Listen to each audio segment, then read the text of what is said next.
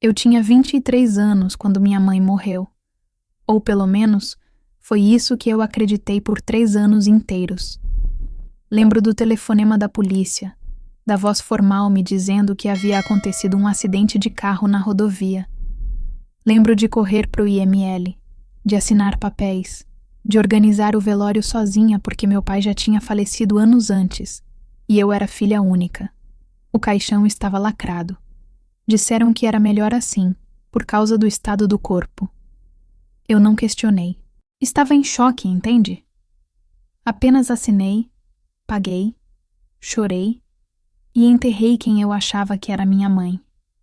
Usei todas as minhas economias para pagar o funeral digno que ela merecia. Fiquei com dívidas no cartão de crédito, mas não me importei. Era minha mãe. Nos meses seguintes, descobri que ela tinha deixado dívidas enormes. Cobradores ligavam no meu celular, apareciam na minha porta. Empréstimos que eu nunca soube que existiam. Cartões de crédito estourados, até dinheiro emprestado de agiotas. Eu não entendia como ela tinha escondido tudo isso de mim. Assumi parte das dívidas porque eram ameaças, pressão, medo. Trabalhei feito louca, fiz bicos, vendi as poucas coisas de valor que sobraram. Passei 3 anos reconstruindo minha vida em cima das ruínas que ela deixou. Durante esses 3 anos, eu tive depressão. Fiz terapia quando conseguia pagar, tomei remédio controlado, acordava chorando sem motivo. Perdi amigos porque não tinha energia para sair. Me afastei de todo mundo. Minha vida virou só trabalho, contas e aquele buraco no peito que não fechava nunca. Teve noite que eu olhava para o teto e pensava se valia a pena continuar. Mas eu continuei, porque era tudo que me restava. Construí uma rotina. Acordar, trabalhar, pagar dívidas, dormir. Fui promovida no trabalho. Consegui terminar de pagar a última conta de agiota 6 meses atrás. Comecei a respirar de novo. Comprei um apartamento pequeno, nada demais, mas era meu. Pela primeira vez em 3 anos, eu senti que podia recomeçar, que podia ser feliz de novo. Até que uma noite, 2 semanas atrás, meu celular tocou às 2 da manhã. Eu estava dormindo profundamente. Olhei para a tela, ainda zonza de sono. Era um número desconhecido. Meu instinto foi ignorar. Mas alguma coisa me fez atender. E então, eu ouvi a voz. A voz dela. Filha, sou eu. Abre a porta, por favor. Estou com frio. Preciso entrar. Meu coração parou. Eu não conseguia respirar. Achei que estava enlouquecendo, que era um sonho horrível ou efeito do remédio. Mas a voz continuou. Filha, por favor, não me deixe aqui fora. Eu desliguei o telefone na hora.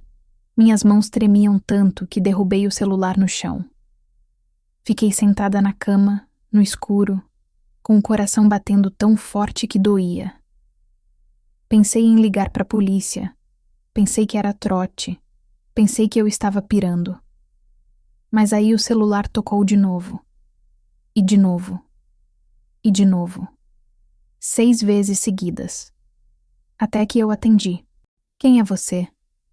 O que você quer de mim? Minha voz saiu trêmula, raivosa. E ela respondeu com aquela calma que eu conhecia tão bem. Filha, sei que você está assustada, mas preciso explicar. Deixa eu entrar, por favor. Estou na frente do seu prédio. Eu me levantei, fui até a janela e olhei lá embaixo. E estava ela. Debaixo do poste de luz. Casaco velho, cabelo mais curto. Mas era ela. Minha mãe. Viva.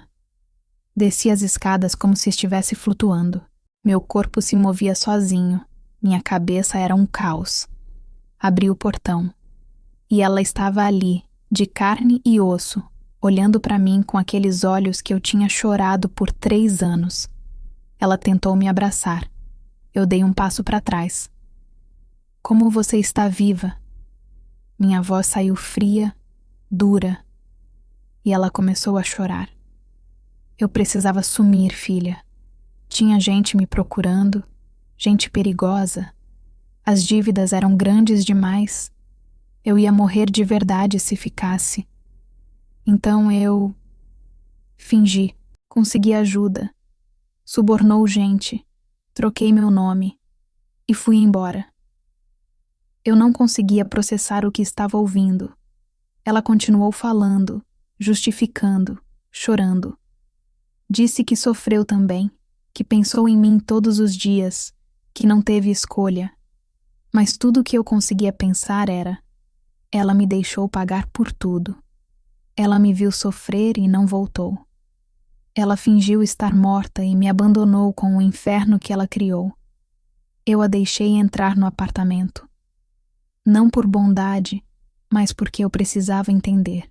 Sentamos na sala e ela começou a contar a história toda.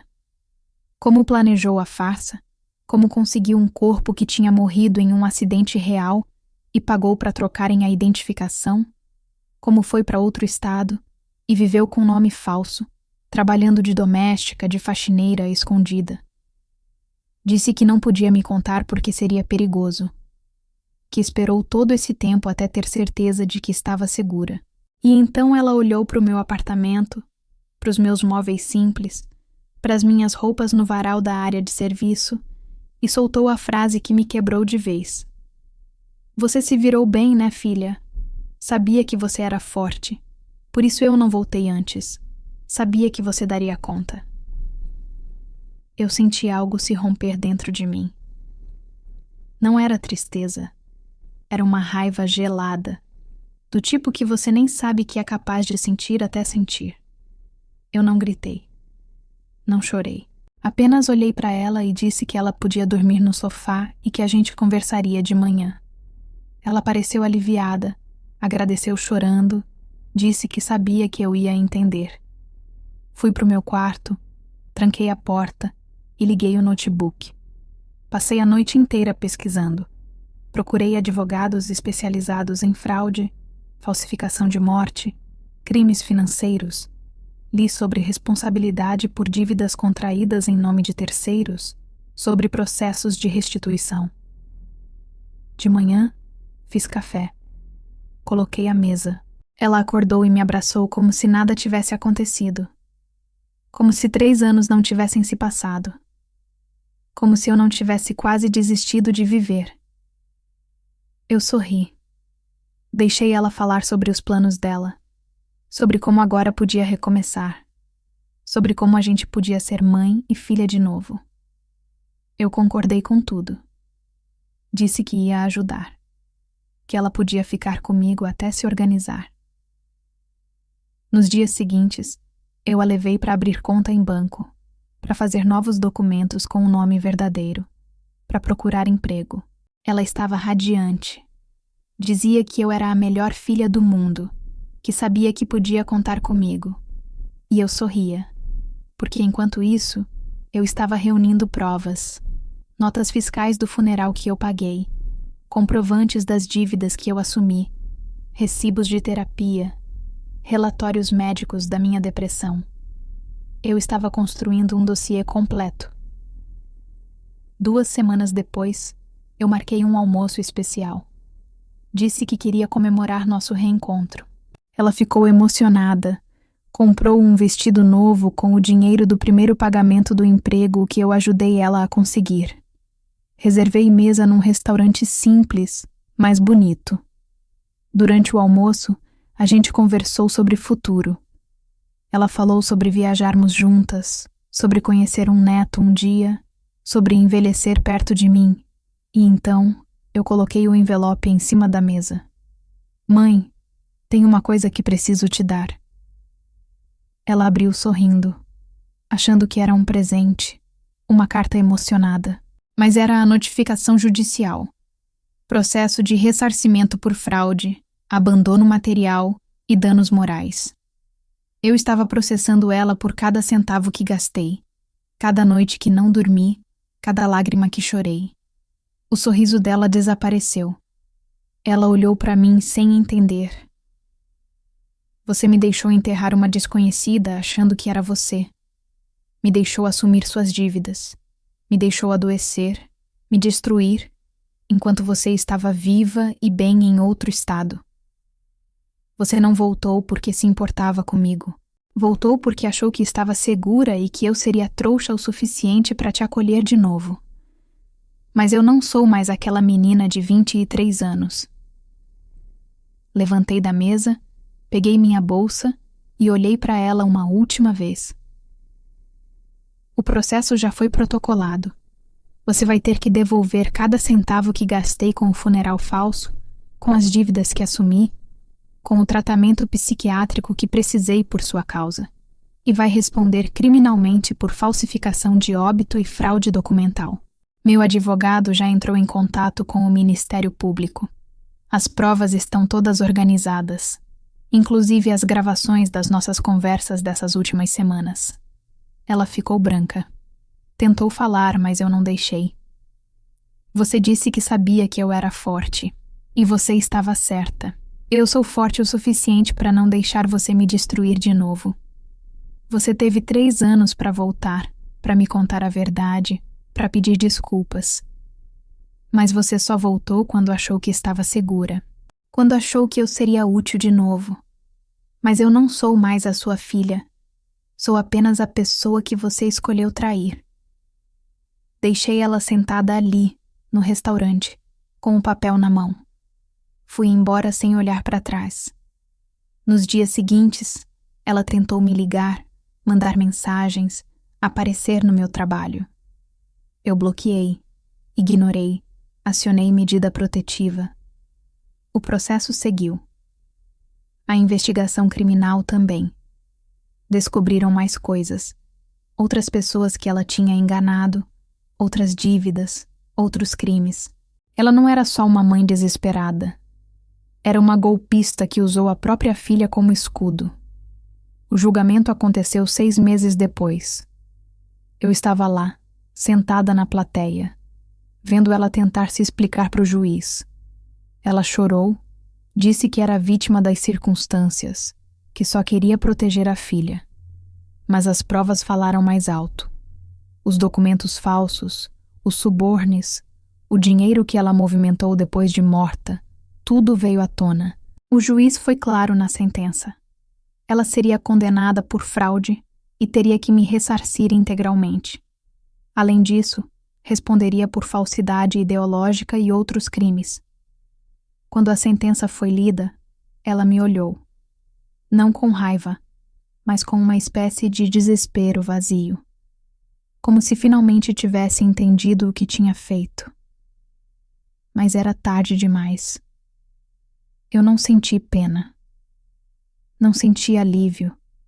Só senti que um ciclo tinha se fechado. Que eu tinha feito o que precisava ser feito. Não por vingança, mas por justiça. Por mim. Pela menina de 23 anos que quase morreu tentando honrar uma mentira.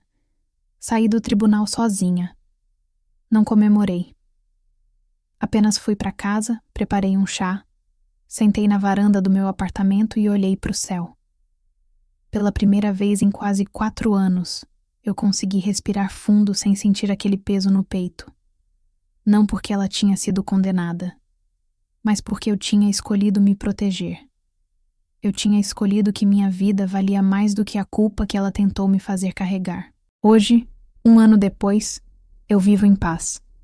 A indenização cobriu minhas dívidas antigas e me deu um respiro financeiro. Voltei a fazer terapia, dessa vez por escolha, não por desespero. Reconectei com amigos, comecei a namorar de novo, adotei uma gata que me faz companhia. Minha vida não é perfeita, mas é minha. E é honesta. Às vezes ainda penso nela.